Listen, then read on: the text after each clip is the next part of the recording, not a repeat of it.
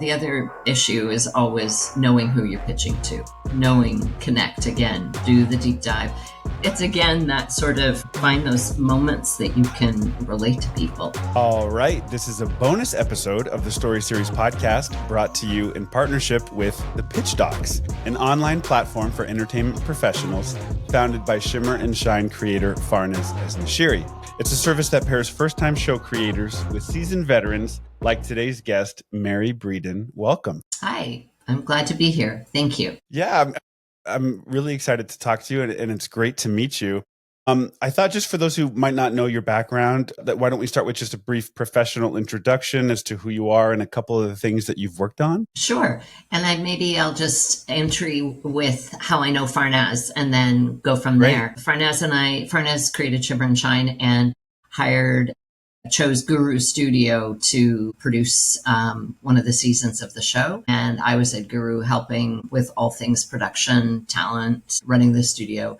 And so I got the privilege of working with Farnaz directly on Shimmer and Shine. And it's amazing when a show looks like its creator. So it was a lot of fun, as you can imagine, to work with her. And then, I guess I have a background that I started in law. I majored in geography and then I went to law school, but I've been doing theater a lot all the time that I was at university. An opportunity came up to work as a lawyer at Nelvana. And I took it. Yeah. And Michael Hirsch is famous for saying I'm the only lawyer that made script notes. So he knew that I was always going to be on both sides, the creative and the business affairs side of the world. And it's so funny because I didn't go to film school or anything. So when I started at Nelvana, I knew nothing. Look back and think, oh my gosh, I must have been like this wandering around person going, what am I doing here? Anyway, and I'd come out of theater, which is a very emotional and very everybody's deep and great thoughts. And here I was like, well, your background's very interesting. Get it done. Yeah, very interesting intersection. Yeah. And then I worked on so many co-productions with France. I moved to Paris and I was there for 4 years, worked with a French studio, worked with Canal Plus. And then I moved back to Toronto because I had sick parents and a small kid. And I worked with Guru for 12 years, helping build the studio, developed an executive produced Just in Time, which was nominated for an Emmy, and the Breadwinner, which was nominated for an Oscar, and a few other shows. Yes, now I'm curious with your very diverse background, is there a moment where you felt like you broke in to the industry? Well, that's a really good question. I think getting the job at Nelvana was the moment where I was like, oh my God, I'm in here. But, that's such an unhealthy almost way of looking at it, because the minute, I'd gone to law school and listened to feminist lawyers say, this is it. We're going to look at the patriarchy and all. And then I got into film and TV and thought, abuse me. I'm happy to be here. It's so great. Take advantage of me. I'll work harder because I'm so privileged to be here. So I try and encourage people to think of it as work and real work, and having ideas is a skill, because I thought everybody had lots of great ideas all the time. And so it took me a long time to feel confident in my ideas and be that, it's okay that I work in this industry. It's not a privilege, it's work. Right. Well, on that subject of having confidence in your ideas, in your experience, like what mindset is most helpful when you hear the word no? Oh my gosh, I'm not very good at hearing the word no. Well, maybe that's a good thing. Well, said neither is she. I agree that my rose-colored glasses have really gotten me through. And when I hear no, I hear maybe. And I am known for my persistence, my gentle persistence. I try and make it gentle. I think the salespeople who hit you over the head every 5 minutes aren't appreciated. So I try and do it a quiet, friendly, conviction type of salesperson when I hear no. But, you have to accept no's as well and believe that the universe is guiding you somewhere else. So, I can joke about saying I hear maybe. If it's something that I think could work, I will stay the course. But I also, you have to have the wisdom to walk away. Right. It's not easy. I mean, it's that balance, right? Yeah, you mentioned persistence, and I think a lot of people in the industry at all levels, but especially starting out, they're afraid to be persistent, afraid to follow Mm-hmm. up. I talk Mm-hmm. about the Mm-hmm. importance of following up a lot. Do you find that that's the case? Following up with people, whether you're like, hey, this person said they would get back to me, and I want to see if they have an answer, but I don't want to bother them, and I don't want to. How do you strike that balance? It's a really good question. And I work on the principle of connection. And I look for something that I can connect with people. And whatever it is, maybe an article I saw, or maybe something they said that twigged something I could read, or a piece of art. Like, I don't write to people just randomly, hey, how are you doing? I always try and find that entry point. And somehow I often think that that entry point is the universe saying, here you go. There's your reason to call them, or you're meant to connect. And so if there's no sort of organic, this made me think of you moment, then maybe you have to wait till that comes. That's a I that's a always great look for connection. point. Yeah. Yeah, as opposed to Yeah. just a cold follow up, like, hey, just checking in Uh-huh. again. You look for No, some I don't do reason to that. reach out. Well, Yeah. it's a very Ian good. Forrester said only connect. At least it's credited to him. And it's on my LinkedIn because I believe that that's the only reason we're here is to connect with people. So, yeah, I love that. I get very philosophical about things. That's my thing. Yes. Well, I think that's great. You had shared with me a article that you wrote on LinkedIn about your time at Disney, which was great. I Yeah. love how you used Disney characters to kind of talk about themes that you were hitting, that you were reflecting on. And something that I love, actionable advice, and something that you mentioned was, and I'm paraphrasing, that keeping emails short. Oh, yeah. Oh, yeah. Yeah, could you Too talk long, about didn't where read. that? Yes, because you've been on both sides in your career, the executive side, Absolutely. the writing side, the producing side. And so Yeah. talk to me about why that's important. It's so funny. I can't believe the number of people who think emails are for grand discourses. And just before I start, I'm not saying I'm perfect. I Yes. can be equally as bad as someone else. But for me, email is a blunt instrument. It's not a very warm and friendly. Back to my connection. If you want to connect to people, you have to talk to them in person. Even this communication isn't ideal. The best communication is obviously in person, one to one. So for me, keeping the email short is people are busy. Just assume everyone's too busy to read it. So if you don't come across quickly, it's like advertising. It's got to be to the point. It's got to be short. People have only so much time, and you've got to articulate clearly what you want. That's my key thing is if somebody's reading an email and you don't say at the end, call me, or let's set up a meeting, or whatever it is, don't send the email. It, for me, has to be clear, concise, and to the point, and no attitude. It should be neutral. There's nothing that will come across well in email. Keep it as neutral and warm and friendly, being for me neutral. And always I open with a connection, how are those wildfires doing? Mine tend to be, environmental disaster led. And then I read them and think, oh God, I'm going to depress them. So I have to rewrite them. But try and find a connection, and even if it's somebody you don't know well, then go on their Facebook page, go on their LinkedIn page. What are they talking about? And say, oh, I see you worked on this movie. I see you did this. How cool is that? So quick connection, information. What do you want? That's how I work. I really like that. And it might sound so I'm glad. simple about, the structure of an email and how basic is Mm-hmm. that, but it's lost on a lot of people. I think Mm-hmm. just that kind of advice on here's the best way to structure something, a piece of communication to someone that you don't know or don't know well, but you need something or you're asking for something. And then how do I Mm-hmm. do it? And I don't want to seem to this. And I think the way that you laid it out is very helpful. Well, I think the word is communication, right? It's Communication. information you want to have someone understand and absorb and do something about. So it's Mhm. everything, is that Yeah. connect, communicate. I spend a lot of time working on that and thinking about that. Yeah, and you mentioned at the end of the email or something, make it clear on what you're asking for. And I think a lot Mm-hmm. of people are afraid to be direct. And Mm-hmm. but I find it in my experience, people want to help you, but you need to make it clear how to help you, how they can Mm-hmm. help. They can't figure you out. They don't have time to figure out what you're looking for, what you Mm-hmm. want. You need to make that clear. Do you find that that's the case? Yeah, but again, it's a bit of the balance. It can't be too aggressive. And Right. sometimes, again, I fall into that because I want to be crystal clear and it comes across as aggressive. But on the other hand, it can't be too soft and mushy, because if 40 words to say, can we set up a meeting, then you've lost them. Yeah, it's a balance. And maybe it's also finding your personal style. I mean, you can't, I don't know how AI is going to affect it all, but here we go. However AI affects it, I mean, the leading with that connection that you're talking about is important, because that's the human part of it, right? Mm-hmm. Yeah. Yep. 100%. Yeah. That's all we got. Yeah. That's all we got. Yeah. So, yeah.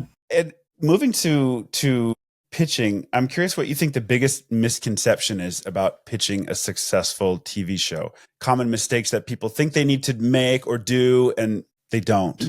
The common misconception is that you think your show is the best show in the world, but I hope it is. I really do. And the other issue is, I think some humility is good. I do think some humility is good. The other issue is always knowing who you're pitching to, connect again, do the deep dive. But it's really funny. I was going to a meeting and I had an intern. I said, find me the information about this person.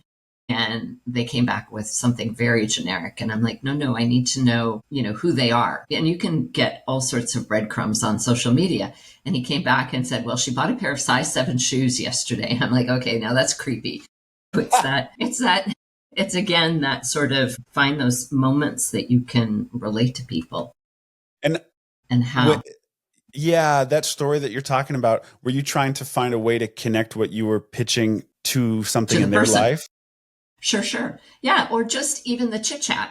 You've got to do a little warm up act. You've got to do a little chit chat. Like who is this person?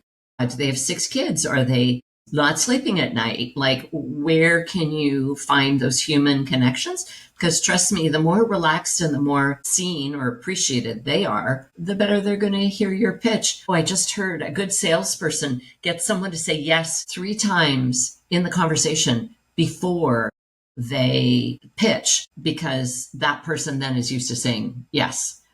This is on a selling door to door. I've heard that. But yeah. So effectively, I'm not going to get someone to say yes to something 3 times. But what I do want to do is set up an atmosphere that's welcoming, positive, encouraging. I want to have a camaraderie, to tell a few jokes. I've got to set the stage, if you will. Well, they're connecting the dots a little bit. It's the same kind of structure you're talking about with emails. It's just set up that personal connection up front. Before you get into the business side of it, the nuts and bolts or whatever, it's, hey, we're both humans. Let's connect first. And then let's talk about this thing. Yeah. And I do think in any meeting, in any context, in anything you want to have, I was reading somewhere how we're starting to lose, because of the internet and those chit chat, those randoms, that we missed in COVID. I think those little random things where you just find out, oh, you studied geography too? Oh my gosh, so did I, and then, wow, I'm on, this meeting is going to be amazing. You just never know what's going to come up, right? Sometimes. I think that's great. And what about the time after a pitch? Yeah. What's that? Yeah. So it's funny. All my tips for pitching are about the feeling of the pitch as opposed to the pitch. The time after, again, action points, what's next steps, what's follow up, just be really super clear.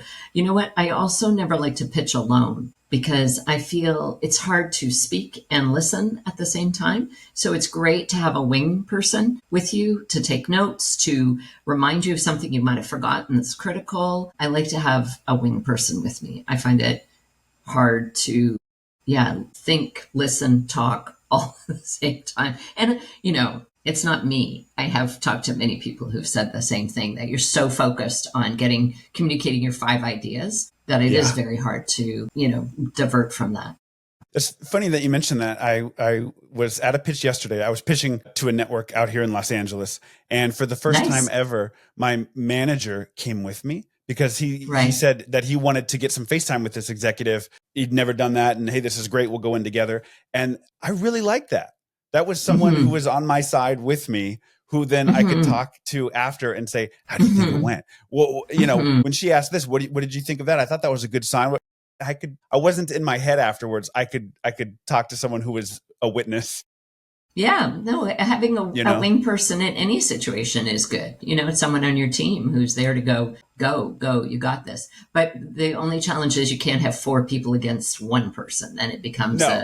a versus. It has to be kind of psychologically balanced, right? You can't be pitching at someone. It has to be that sort of feeling. We're building something here. Right. Join me. Right. Yeah. Well, Yeah. and just to go back for a second on you talking about the feeling of a pitch versus the actual pitch itself. I think that, this is a chance to like get to know the way you think a little bit. And that's very interesting. Just who you are and your point of view is. Yeah. No, Yeah, I in like terms that. of the pitch. So they're listening to the story and enjoying the story, but at some level they're evaluating you, whether they want to work with you for the next 5, 10, 20 years. I mean, it's really is about, is this person on my wavelength? Are they in somewhere, a zone? I mean, it doesn't have to be like, that. Are they in a zone of someone I could see enjoying learning from? And are we on the same page? Yes. What are some of your professional habits that you've developed over the years? What do you do when you're feeling stuck? Scream. Phone a friend. I'm very good at phoning a friend. Talking to them about what you're stuck on, or just getting out of your own head? Both. Usually it's just getting out of my own head. Or clean. I'm very good at productive procrastination. So when I'm stuck on something, if I can do something really productive somewhere else in the house, in the world, in work, I find that helps. Breaking the spiral is really, yeah. And sometimes I make myself stuck, and like, this is hard. And then I just walk away and have to I eat too much. That's not good. Yeah. Those are my top tricks for breaking the spiral. Yeah. And making yourself stuck. I think that's a good way to look at it, because if you are making yourself stuck, then you can make yourself unstuck. You just need to do some things about it. It's not the material that's making me stuck. It's you. But if you get up, walk around, do something else, that's a great I'm going to use way to frame it. It's a crazy example that convinces me every day that fresh eyes are the best thing. I do crossword puzzles periodically as sort of a meditation, something to do. And I will get stuck on a crossword. And then I'll come back in 3 hours and I'll be like, well, there it is. Of course, you knew it all the time. So it's nothing about the crossword puzzle that changed, or the clues, or anything. Like, I have proof that the crossword puzzle didn't change. Nobody did anything. And I come back and it's like, of course that's what it is. So as I say, it's like living proof for me every day that it's fresh eyes is one of the best things for a challenge. Is there a moment that you're proudest of in your career? What an interesting question. I was proudest when I got a great mark on my honors thesis in my undergraduate. I was proud when we were nominated for an Emmy on Just in Time. That was huge. The Academy even phoned us and said, well, who's the American working on the show? And we're like, we're all Canadian. And I don't know, I convinced myself that we'd be rejected. And that was fun. Very proud of The Breadwinner, an amazing feature film that is stunning and so good. And I'm proud of the work I'm doing now, which is trying to find environmental messaging in stories. And I think it's important and it means a lot to me right now. So trying to find ways to have characters and stories that can empower children and make us feel like there's hope rather than going down dark, disillusioning paths. Yeah. And it's easy. So much of it's easy. So that's where I'm at right now. And I love it. I'm glad. You have an article. Is it Animation Magazine? Or I forget. Yeah. Animation Magazine. Yeah. About what creators can do, how to think more green in their shows. And there's a point that you make about, and I thought this was so fascinating, the way grass looks in a front yard of a house. I mean, how often are those establishing shots of a house with a perfectly manicured lawn? And that's, as you point out, like the 90s template of a suburban house, how it looks. And I thought, that's every single show I've ever seen has that freshly cut grass. Talk about why you brought that up. That really stayed with me. Well, I think I have many thoughts on the topic, and, I can get my TED Talk out, but I do think that my baseline is that we're going to date ourselves very quickly in a climate, world that's changing so fast. So now it won't be what kind of cell phone it will have. It will be, do you have electric cars? I think that in 5 years, parents will look at a show and see a 3-car garage with 3 guzzling cars and think, oh, this is out of touch, because I think it's here and it's real. So I think right now is a chance to envision a better future. Like, why envision the past? I would love to have someone from South Park call me and just tweak everything, get rid of those green lawns. Right. But, but LA is a good example. You look around and so many of the front lawns are now stones and cactuses and much more nature oriented. So I just think the industry has a lot of catching up to do. But you watch a show like Molly of Denali and all the homes have solar panels and nobody talks about it. It doesn't have to be a big deal unless you want to make it. Yeah. Billboard it. It's just there. Mm-hmm. It's just there. Yeah. And that's enough. And in many places in the world right now, it is just there. Norway has things going around the harbor, picking up garbage and cleaning the water. Like, there are so many interesting inventions that are happening right now. I can send you a link to an apartment in Paris that's fully sustainable. And it's like any 8-year-old kid would love watching it because it's every gadget, every invention, every science experiment come to life. Like, they're living on crickets, it's really cool. Wow. Crickets are living in the wall of the bathroom, it's amazing. Yeah. Yeah. So two questions back to back. Best piece of advice you've ever received and worst piece of advice you've ever received. I think it's interesting. The one that comes to mind right now is when I moved to France, a lot of my French colleagues said, Mary, don't talk business right away. Wait till dessert. Wait till after dessert. Wait till coffee. And it was really hard. And one of my colleagues said she used to see me sitting on my hands to stop talking about work because I really enjoy what I do. Again, back to that. Maybe that's where I learned it, or really began to fully understand that sort of human connection is all that matters. And so that's my best piece of advice, was my French colleague telling me to just lay off the business, get to know the person, and enjoy the lunch. Because I was so like, can we talk? Can we talk the deal? Can we talk the show? Of course. So she was very kind to tell me that. And shout out to Isabel Mitch, who told me that. And the worst piece of advice, I don't know. My French teacher told me I couldn't speak French. And so I moved to Paris. I was like, I'm going to speak French. Before we wrap up, what's the best way for someone on the Pitch Docs to start a conversation with you? What should they already know, or what should they have? I'm happy to work with any stage of materials, but for your own protection, I guess, with my little business affairs hat on, it's better to always have something written down. And I do like it written down, even if it's just one page, because you have made the commitment and the thought process to write it down. So ideally, I would say to work well with me, you need to have it written down. But I'm happy to have a chat about ideas, whether, you want to pick my brain or just discuss an idea, and I can give you my sort of data bank of things that are similar or not similar, done well in that space, not done well. Yeah, I enjoy the development process at any stage, for sure. Yeah. Well, to learn more about the Pitch Docs and how they help creators develop winning pitches, visit thepitchdocs.com. or on Instagram at The Pitch Docs, where you'll find all kinds of amazing professionals to connect with, like today's guest, Mary.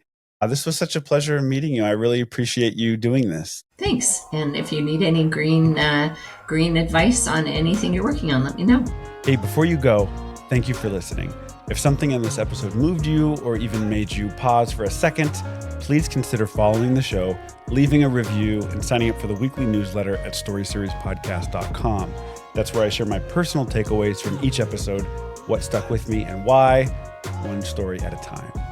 See you in the next one.